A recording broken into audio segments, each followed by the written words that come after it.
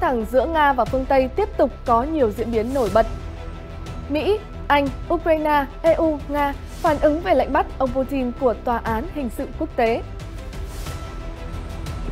Trong khi đó, một nước NATO kéo tên lửa HIMARS đến sát vách Nga, Moscow phản ứng.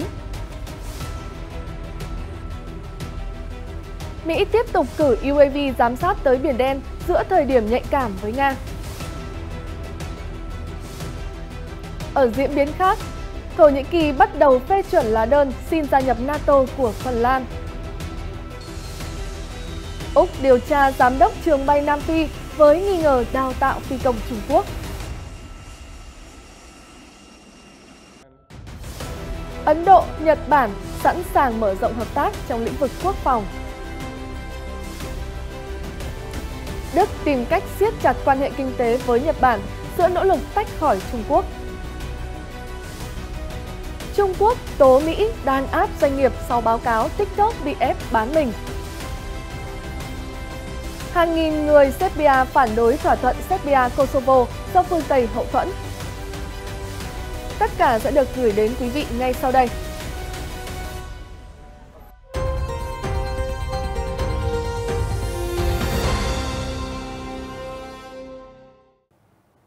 Chào mừng quý vị đến với chương trình Thời sự quốc tế, những tin tức nổi bật liên quan đến căng thẳng ở châu Âu, cùng nhiều diễn biến mới trên thế giới sẽ được gửi đến quý vị trong chương trình ngày hôm nay. Tòa án Hình sự Quốc tế ICC ngày 17 tháng 3 phát lệnh bắt Tổng thống Nga Vladimir Putin với cáo buộc di chuyển bất hợp pháp trẻ em Ukraine. ICC cho rằng hoạt động này diễn ra sau khi xung đột Nga-Ukraine bùng nổ. Sau đây là phản ứng của một số quốc gia tổ chức về quyết định này.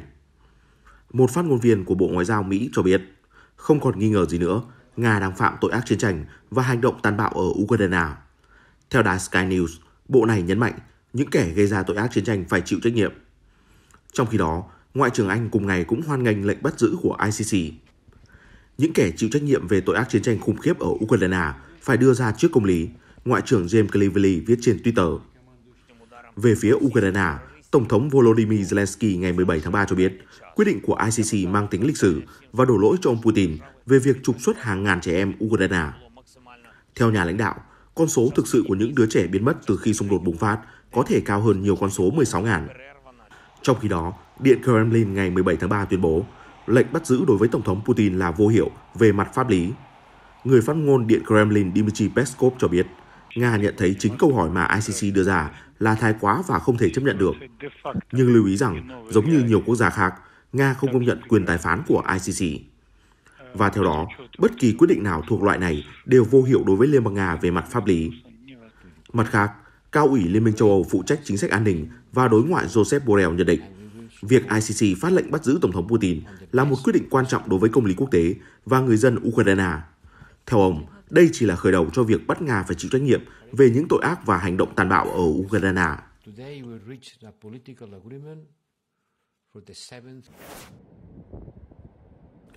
Theo Newsweek ngày 17 tháng 3, một trong những đối tác chủ chốt của Ukraine trong NATO có kế hoạch đặt các bệ phóng tên lửa ở biên giới giáp với Nga. Cụ thể, Bộ trưởng Quốc phòng Ba Lan Mariusz Błaszczak thông báo nước này dự định đặt một số bệ phóng tên lửa HIMARS ở biên giới giáp với vùng Kaliningrad của Nga. Khí tài sẽ được triển khai cùng sư đoàn cơ giới số 16 của Ba Lan.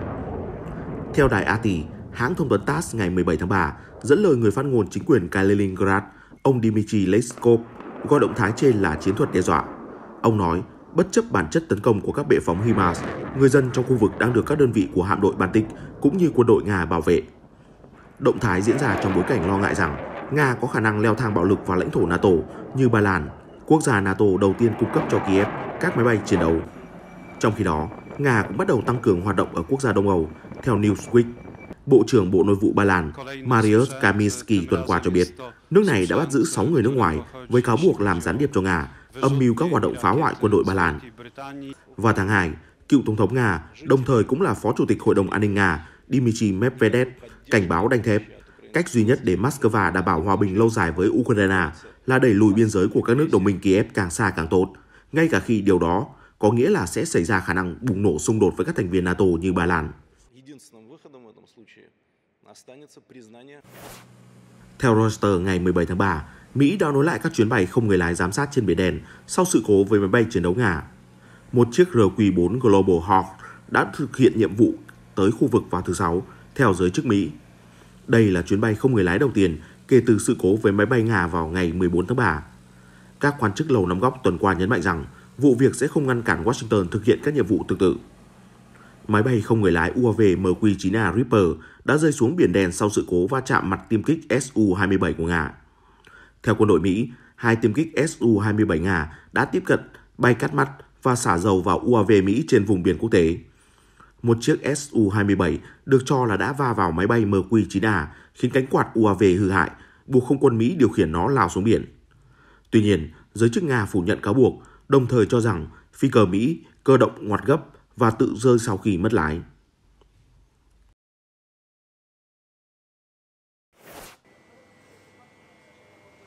Reuters đưa tin, Tổng thống Ba Lan Andrzej Duda ngày 17 tháng 3 đã đến thăm một nhà máy sản xuất vũ khí ở thành phố Radom, một ngày sau khi nước này xác nhận đơn đặt hàng lô súng trường mới của Ukraine. Hệ thống súng trường tấn công Modul Grozd là sản phẩm chủ lực của nhà máy Radom và đã được binh lính Ukraine sử dụng.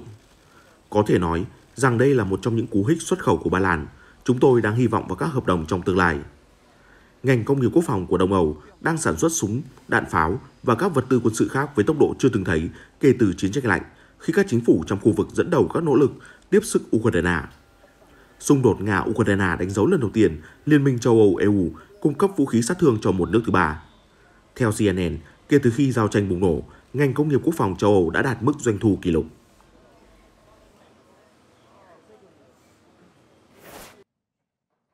Tổng thống Tayyip Erdogan ngày 17 tháng 3 cho biết, Quốc hội Thổ Nhĩ Kỳ sẽ bắt đầu phê chuẩn lá đơn xin gia nhập NATO của Phần Lan, nhưng không phải của Thụy Điển. Reuters bình luận, động thái loại bỏ rào cản đối với nỗ lực mở rộng liên minh phòng thủ khi xung đột tiếp tục dai dẳng ở Ukraine. Phát biểu tại Ankara cùng với người đồng cấp Phần Lan, Sauli Niinisto, ông Erdogan cho biết, Helsinki đã giành được sự ủng hộ của Thổ Nhĩ Kỳ sau khi thực hiện các bước cụ thể để đáp ứng cam kết giữa hai bên.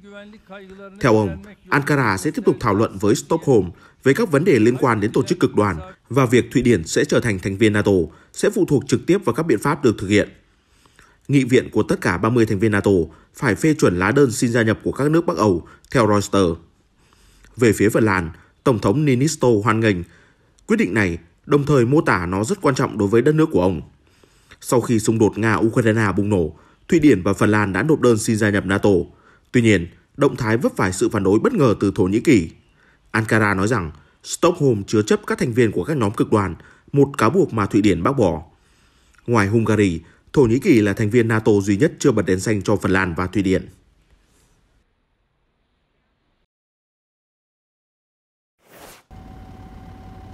Cũng theo Reuters, những người đứng đầu NATO và Ủy ban châu Âu ngày 17 tháng 3 đã đến một giàn khoan ở miền Bắc để thảo luận về an ninh nguồn cung và cơ sở hạ tầng. Chuyến thăm nhấn mạnh tầm quan trọng của Na Uy đối với các chuyến hàng khí đốt kể từ khi Nga phát động chiến dịch quân sự. Nền tảng John A khai thác khí đốt từ mỏ lớn nhất của Na Uy.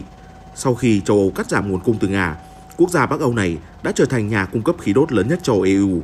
Theo Reuters, Tổng thư ký NATO Jens Stoltenberg và Chủ tịch Ủy ban châu Âu Ursula von der Leyen đã thảo luận về kế hoạch bảo vệ cơ sở hạ tầng và nguồn cung cấp khí đốt cho châu Âu với Thủ tướng Na Uy Jonas Gahr Store. Với sự hỗ trợ của các đồng minh NATO, Na Uy đã tăng cường an ninh tại các cơ sở dầu khí, đặc biệt sau vụ nổ trên đường ống Nord Stream vào tháng 9 năm ngoái.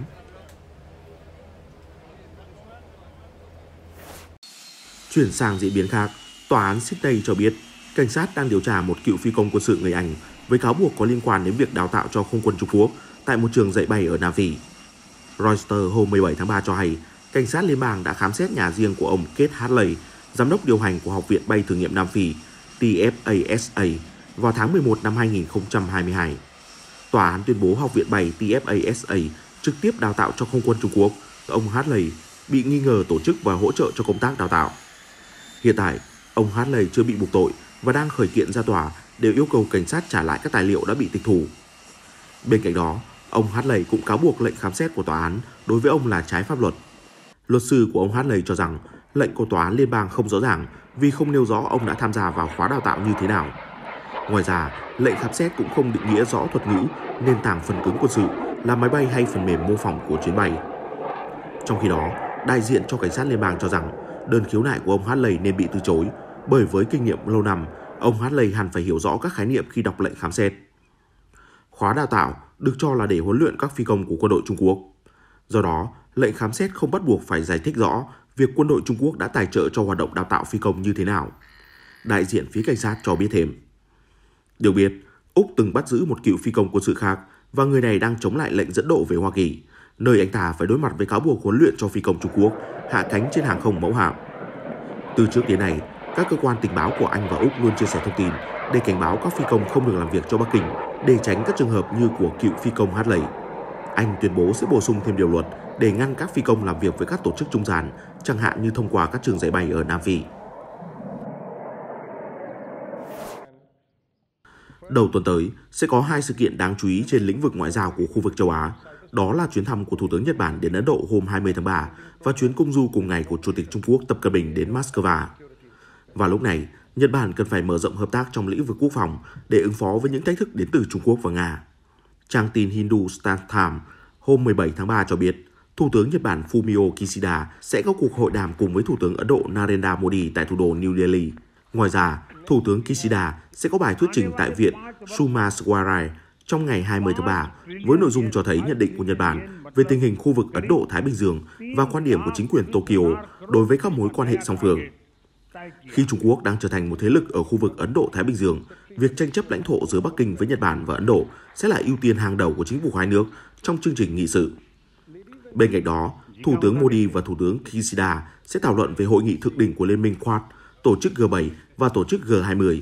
Những sự kiện đáng chú ý sẽ diễn ra vào tháng 5 và tháng 9 năm nay. Trung tâm của các cuộc thảo luận là làm thế nào để hai nhà lãnh đạo có thể hài hòa quan điểm về cuộc chiến tại Ukraine, bởi thông cáo chung của Hội nghị thượng đỉnh G7 và Liên minh Quad sẽ là tiền đề cho những tuyên bố tại Hội nghị thượng đỉnh G20, sự kiện do Ấn Độ tổ chức vào tháng 9 năm nay. Vào lúc này, Nhật Bản và các quốc gia phương Tây muốn trừng phạt Nga và ủng hộ Ukraine. Trong khi đó, New Delhi muốn kết thúc chiến sự mà không cần phải thể hiện lập trường chống đối lại Nga. Về mối quan hệ song phương giữa hai nước, Ấn Độ và Nhật Bản là đối tác lâu năm trong lĩnh vực kinh tế, nhưng New Delhi muốn biết liệu Tokyo có muốn mở rộng quan hệ song phương sang lĩnh vực an ninh và quốc phòng hay không. Vừa qua, Nhật Bản đã quyết định tăng gấp đôi chi tiêu quốc phòng do những tranh chấp với Trung Quốc và Nga. Tuy nhiên, đất nước xứ mặt trời mọc vẫn phải xóa bỏ học thuyết hòa bình và thái độ do dự trong việc thắt chặt quan hệ an ninh với Ấn Độ. Được biết, Nhật Bản là quốc gia đi đầu trong công nghệ quốc phòng và an ninh mạng, nhưng Thủ tướng Kishida đang cân nhắc có nên mở rộng quan hệ song phương trong các lĩnh vực này hay không, chủ yếu bởi các tác động từ phía Trung Quốc.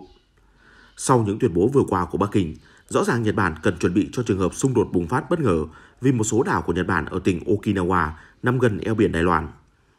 Truyền thông Ấn Độ cho rằng khi Chủ tịch Trung Quốc Tập Cận Bình sẽ có chuyến công du đến Moscow vào tuần tới, những thách thức đối với Nhật Bản còn trở nên nghiêm trọng hơn bởi hai quốc gia đồng minh không giới hạn từng tổ chức các cuộc tập trận quân sự gần Nhật Bản. Ấn Độ đã xác định chiến lược rõ ràng trong một thế giới có nhiều thay đổi. Đối với Tokyo, các mối quan hệ song phương của Nhật Bản sẽ chỉ phát triển nếu quốc gia này xác định rõ lập trường đối với Trung Quốc và Nga.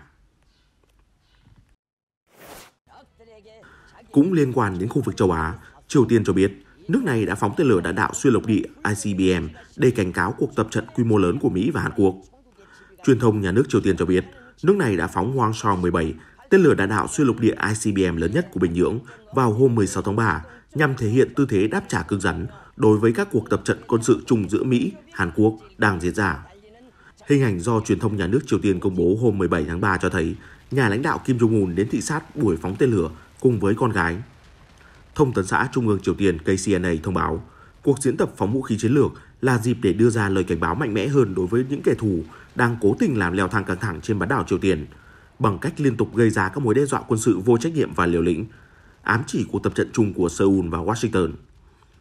Truyền thông quốc tế trước đó cho biết, Triều Tiên đã bắn ICBM ra vùng biển giữa bán đảo Triều Tiên và Nhật Bản ngày 16 tháng 3, chỉ vài giờ trước khi Tổng thống Hàn Quốc Yoon Suk-yeol bay tới Tokyo để tham dự hội nghị thượng đỉnh với Thủ tướng Nhật Bản Fumio Kishida, thảo luận cách đối phó với Triều Tiên, quốc gia sở hữu vũ khí hạt nhân.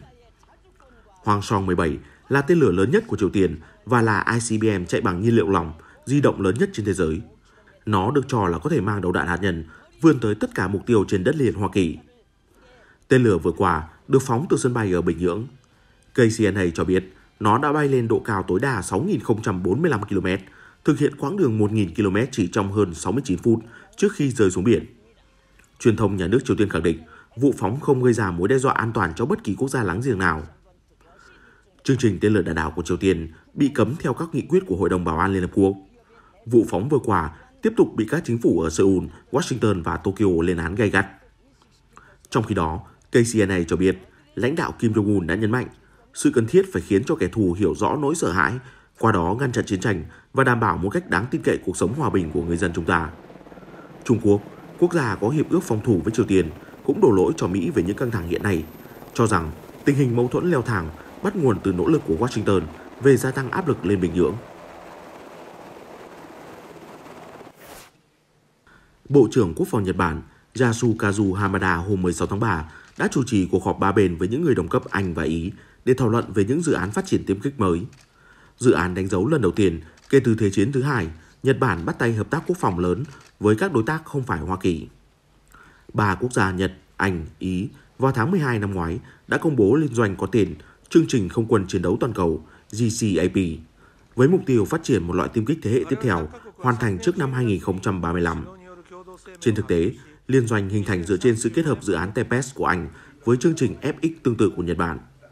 Hai quốc gia thuyết phục Ý cùng tham gia vì họ là bên cung cấp hàng đầu thế giới về điện tử hàng không. Dự án chung của ba nước dự kiến sẽ tiêu tốn hàng chục tỷ đô la trước khi tiêm kích mới có thể đi vào hoạt động vào giữa thập niên 2030. Reuters dẫn các nguồn tin thân cận cho biết Anh và Nhật Bản sẽ là bên chi trả chủ yếu, trong khi Ý chỉ góp khoảng 1/5 tổng chi phí phát triển. Bên cạnh đó, một dự án khác về phát triển tiêm kích cũng được thảo luận ở châu Âu sau khi an ninh của châu lục này thay đổi lớn vì xung đột Nga-Ukraine.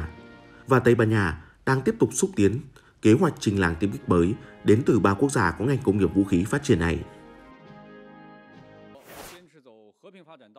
Người phát ngôn Bộ Quốc phòng Trung Quốc, Đại tá Đàm Khắc Phì trong cuộc phỏng vấn thường kỳ tại Bắc Kinh hôm 16 tháng 3 đã nói rằng Nhật Bản nên nói và hành động thận trọng trong lĩnh vực quân sự và an ninh, đồng thời làm nhiều việc có lợi hơn để duy trì hòa bình và ổn định khu vực. Ông Đàm đã đưa ra nhận xét này để đáp lại những bình luận về ngân sách quốc phòng của Trung Quốc mà người phát ngôn Bộ Quốc phòng Nhật Bản đã đưa ra gần đây. Ông Đàm nói, Trung Quốc cam kết đi theo con đường phát triển hòa bình và theo đuổi chính sách quốc phòng có bản chất phòng thủ.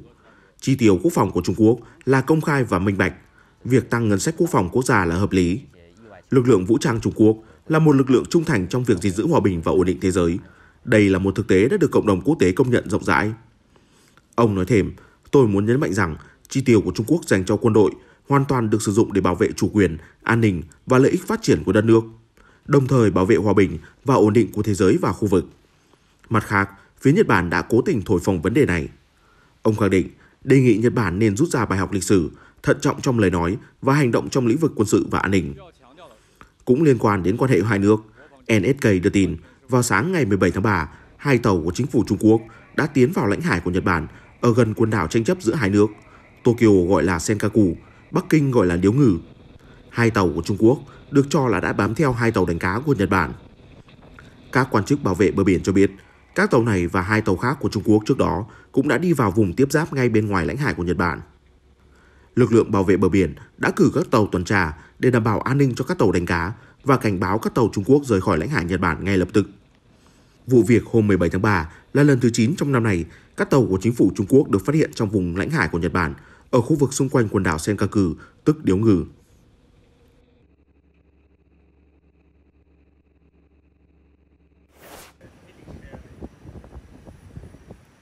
Thủ tướng Đức Olaf Scholz ngày 18 tháng 3 dự kiến đến thăm Nhật Bản nhằm thắt chặt mối quan hệ kinh tế với quốc gia châu Á trong bối cảnh Berlin muốn cắt giảm sự phụ thuộc vào nguyên liệu thô của Trung Quốc. Theo Reuters, Thủ tướng Đức và người đồng cấp Nhật Bản Fumio Kishida đang lên kế hoạch tham vấn chính phủ với sự tham gia của nhiều thành viên nội các từ cả hai nước để thảo luận về cách đảm bảo an ninh kinh tế.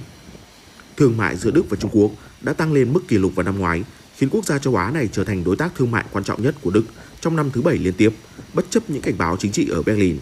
Trong khi đó, Nhật Bản là đối tác thương mại lớn thứ hai của Đức ở châu Á sau Trung Quốc, với khối lượng đạt khoảng 46 tỷ euro vào năm 2022. Lo lắng về sự phụ thuộc của Đức, chính phủ ở Berlin đang thực hiện chính sách cứng rắn hơn đối với Bắc Kinh, đồng thời đang tìm cách tách khỏi nền kinh tế Trung Quốc, Reuters cho hay. Trung Quốc ngày 17 tháng 3 cho biết họ kiên quyết phản đối việc đàn áp vô lý của các quốc gia khác một tuyên bố nhằm đáp lại một báo cáo của New York Post rằng TikTok đang đàm phán phải bán mình sau khi Mỹ đe dọa áp đặt lệnh cấm trên ứng dụng. Thời gian qua, nhiều lo ngại đã gia tăng trên toàn cầu về khả năng chính phủ Trung Quốc có thể truy cập dữ liệu liên hệ và vị trí của người dùng thông qua ByteDance, công ty mẹ của TikTok tại Trung Quốc.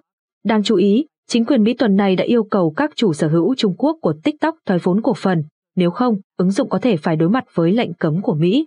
Người phát ngôn Nhà Trắng John Kirby cho biết, chính quyền Tổng thống Joe Biden tiếp tục ủng hộ việc sử dụng luật để giải quyết các lo ngại về an ninh quốc gia đối với ứng dụng phổ biến này.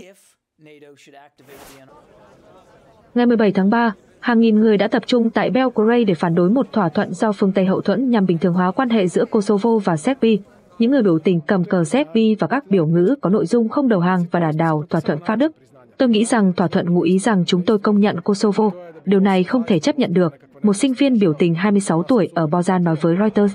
Thỏa thuận đó chắc chắn là sự công nhận của Kosovo, cho dù bạn nói rõ ràng hay ngụ ý gián tiếp thì đó vẫn là sự công nhận và không thể chấp nhận được, Milot Jovanov, lãnh đạo Đảng Dân Chủ Serbia, tuyên bố.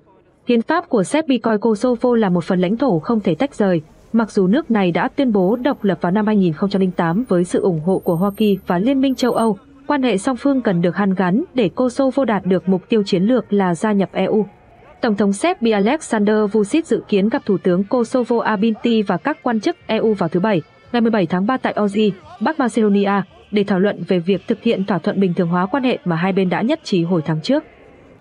Các đặc phái viên của Hoa Kỳ và Liên minh châu Âu đang thúc ép các nước phê duyệt một kế hoạch hòa bình được đưa ra vào giữa năm 2022. Theo đó, Belgrade sẽ ngừng vận động hành lang chống lại việc Kosovo có ghế trong các tổ chức quốc tế bao gồm Liên Hợp Quốc. Cuộc đua cúp lạc đà Al Ula của Ả Rập Saudi đã kết thúc vào ngày 17 tháng 3, với người chiến thắng giành được tổng giải thưởng tiền mặt trị giá 4,9 triệu đô la. Được tổ chức ở giữa sa mạc Al Ula ở phía tây bắc Ả Rập Saudi, hàng trăm khán giả từ Ả Rập Saudi và các nước khác đã tập trung theo dõi cuộc đua. Sự kiện có tổng giải thưởng hơn 21 triệu USD được cho là lớn nhất và tốn kém nhất trong khu vực. Ngoài các cuộc đua, nhiều sự kiện văn hóa và triển lãm cũng đã diễn ra nhằm giới thiệu về lịch sử và di sản của khu vực. Tin tức vừa rồi cũng đã kết thúc chương trình ngày hôm nay. Cảm ơn quý vị đã quan tâm theo dõi. Xin chào và hẹn gặp lại trong các chương trình sau.